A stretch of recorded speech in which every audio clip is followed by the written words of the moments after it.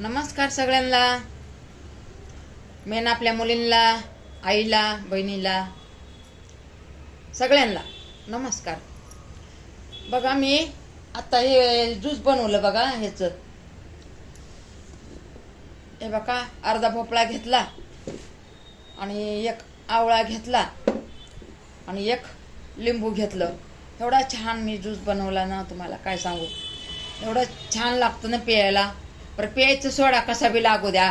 आपल्याला जर आपलं दुखाय खुपायला लागलं तर आपण एवढा मोठा दवाखाना करताय, आपलं राहत नाही, काय नाही दुखणं. आज गेलं तर डॉक्टर म्हणतो नाही राहिलं तर वापस या, वापस गेलं तर त्या दवा गोळी बदलून आणा, नंतर वापस ती दवा गोळी खा. माणसाला खाऊ वाटत नाही, एवढ्या मोठ्या मोठ्या गोळ्या, एवढ्या औषधं देते तर आणि 1000 रुपये तिथं जाते. तर ह्या खिपीमध्ये नाही राहिलं, पुढच्या खिपीमध्ये 1000 जातात, त्याच्या पुढच्या खिपीमध्ये 3000 एका 15 दिवसात जातात.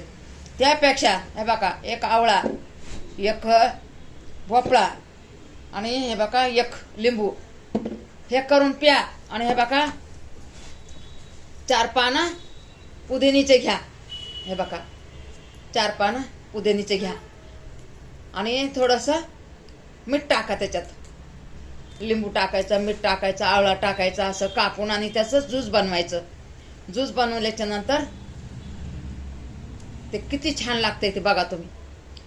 नाव सगळं आपल्या अंगामध्ये किती पण पिढा असू द्या, आपल्याला 4 महिन्याचं दुखणं असू द्या, वर्षाचं दुखणं असू द्या, हे जर तुम्ही करून जर हे केलं ना, आंबेमध्येच ठेवलेत पुरीनं, हे जर तुम्ही करून बघितलं ना, खरंच आहो तुम्ही म्हणता की हे आपण करायलाच पाहिजे.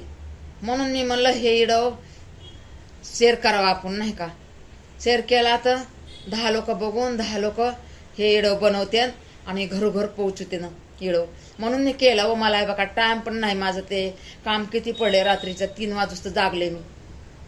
मला लय काम आहे ते हळदी कुंकाचं, पुड्या बनवायच्या, ते बनवायचं, हळदी कुंकाचं बनवायचं, मला भरपूर काम आहे. तरी पण मी म्हणलं आपल्या माता बहिणीला दाखवू, म्हणलं नाही का हे करा म्हणून.